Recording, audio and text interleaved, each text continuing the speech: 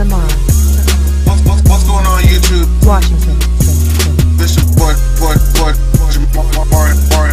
4 here once again.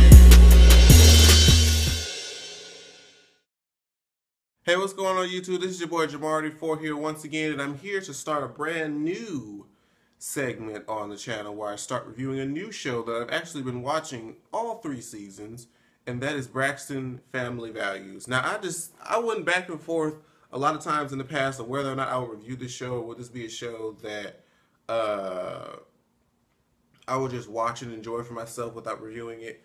But from what I've seen from the previews and from what I've seen in this episode, this might be an actual interesting season with some shit to talk about, especially since I know what happened the past 3 seasons. So we'll see how this goes. If you guys want me to continue to review the show, those of you who watch the show as well and who are subscribed to my channel, make sure you like this video, comment on the video saying, please continue to review, and we can do that. We can go ahead and get this thing going. So let's go ahead and get this started. All the girls are in New York. They're all excited to join together for Tony's return to Broadway. Tony hadn't been on Broadway in about 10 years or so. And so they're all here to celebrate and have fun and good things of all this nature. Tamar walks in. Apparently, the day that they're meeting up, this is Tamar's birthday. So, Tamar is all extra. Tamar is... Tamar is Tamar. So, and she was like, so, my birthday is my favorite holiday. It's all about me. She's like, I would hate to be born on Christmas because everybody get gifts. And that's like, And she's like, so, where's my gift? Everybody else is like, us being here is your gift. She's like, y'all ain't got no gift bag? No, nothing. Like, and you know what? At times, I feel like that too. Because, when it's your birthday, you feel, you want to receive, you want to just feel like you are the center of attention, like everybody is just catering to you right now, and you just want to feel like the thoughtfulness of other people. It's just like, well, okay, yes, them coming out and showing up was, I guess, a gift, but I'm kind of like y'all ain't a little bag or something. But I understood where she was coming from, but it was still just kind of funny. And so they tried to bring up the fact that they're trying to do this whole Braxton album thing again, and they was like, she didn't want it to be like a full gospel because she wanted to be just kind of inspirational. Because she was like, everybody's saved, but not everybody's saved, so it couldn't be fully inspirational. I'm like, you know what, you're right, because we ain't gonna go there. We're gonna talk about one of their sisters and her oral transactions. We're just gonna leave it at that. Anywho, moving on to the next scene, they go to this little cake factory trying to find a cake for Tamar's birthday. And as we saw, Miss Michael Braxton was all up over Miss E, trying to kiss and hug on her. And I'm like, and she was kind of like, Michael, stop it. Like, the cameras are on. Like, we can't do this while the cameras are on. I think they still, even though she tried to talk, oh, I was so mad to see my ex-husband. Oh, I'm so this and that. Girl, Miss E, I know sometimes you want it. I know you want it every now and then. You remember how you produced all 5 of these little girls here, and every now and then I'm sure it comes across your mind, and you was not really looking like you was that pissed off that he was trying to kiss you. You was trying to play it up and try to make everybody else think that you ain't want that shit. Oh, but we know. But anyways, yeah, Mama E obviously has like a big sweet tooth for cakes, because she was trying to look at the cake. She was like, well, how am I supposed to know how it is if I can't taste it? He was like, well, you can't taste it. We was like, well, shit, I don't know, that's gonna work for me. I'm like, girl, bye, girl. So Tony is rehearsing for her Broadway, and she's trying to practice the choreography, getting the song on the sunny side of the street, and she's nervous. Sorry, y'all, somebody gave me a phone call and interrupted my damn recording. I forgot to turn my I forgot to put my phone on airplane mode when I be recording my videos. But Tony was doing her rehearsal and whatnot, and she was talking about how she was, let me take out my earphones, how she was having trouble breathing, she was tired, and how when you sing jazz, it's not like how R&B, where you kind of have room to kind of do your own thing and rip, and freestyle, and just kind of be in the music. As far as with jazz is kind of like particular and has a certain style to it, and people can kind of do their own thing and really get into the music, but if you're doing like a tribute to it, I guess it's kind of hard, or you want to make sure you respect it. So I understood where she was coming from with that. But from what I can see, she did really, really well. So we get to this birthday dinner. This is the first relevant scene as far as just as a whole. First of all, Tony isn't there. Tamar's asking, like, well, where's Tony?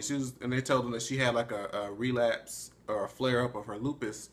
And, you know, she was trying to feel like, is she in the hospital? She was like, no, she's just home sleep. But here's the thing. This is the first gag. Trina and Gabe walk in together.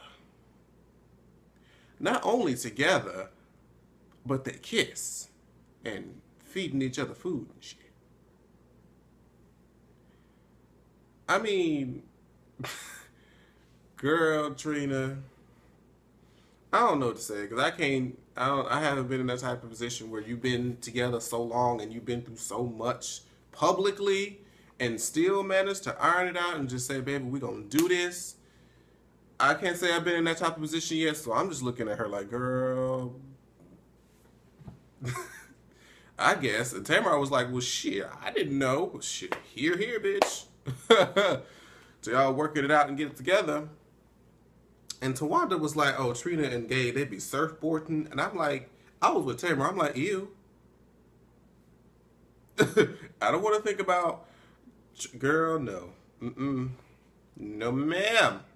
So they're all trying to say nice things about Tamar. And, you know, Tracy says that she looks up to her. And Trina basically says, you know, I love you for my sister and whatnot.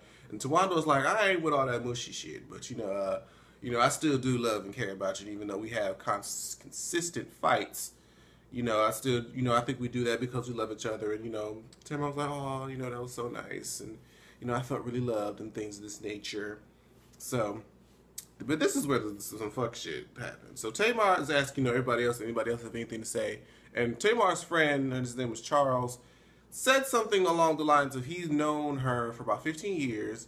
And even though other people say that she's changed since, I guess, her recent success, or she hasn't changed over the course of 15 years, and she's still been the same person and whatnot. But and then somehow, some way, that stirred something. It brought up the spirits within Tawanda and Trina's guts and inner parts. And then Trina was coughing, and I don't even know what Tawanda initially said, but I guess they were trying to say, Tawanda's point with that whole discussion was, how does he know, and has he been there the full 15 years? How would he know whether or not she's changed, this, that, and the fourth? And I watched Ashley's review of this earlier, and she did, and that does sound like, okay, a hit dog will holler, because he didn't say nothing about y'all.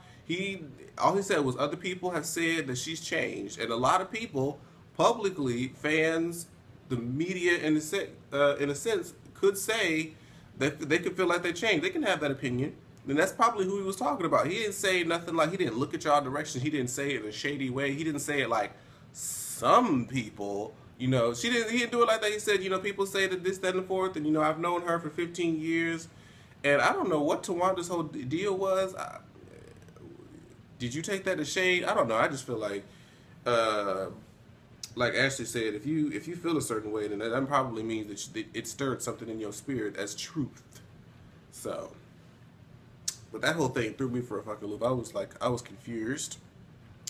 So, Tony does her little Broadway show. She's nervous as hell. She's trying to do her own makeup because for some reason her makeup artist couldn't do it. I didn't understand that, but whatever.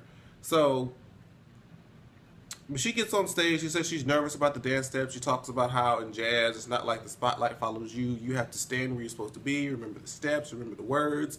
And it's not like how if you're in a concert of your own self, if you forget the lyrics, you can't be like, help me sing, you sing it. You know, you can't do that in jazz. You have to do everything. So she was like, she was really nervous, but she nailed it though. She really did really, really good. And Tony just has a voice to just do anything, honestly. Like, I tell you, that girl can sing the damn ABCs and I would still get turned on. I'm just saying, I have no shame in saying that.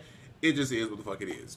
So, they have an after dinner, after Tony's, you know, successful opening night. Tony opens a can of worms because I think she was supposed to attend something with Babyface's daughters, having some sort of dinner or event of some sort, And Trina was saying something about how the fact that she said, "Oh, you have nice nails," and then she was like, "Well, these are actually turquoise, and I covered them in another like blue, so it made them crackle a little bit." And she was just pretty much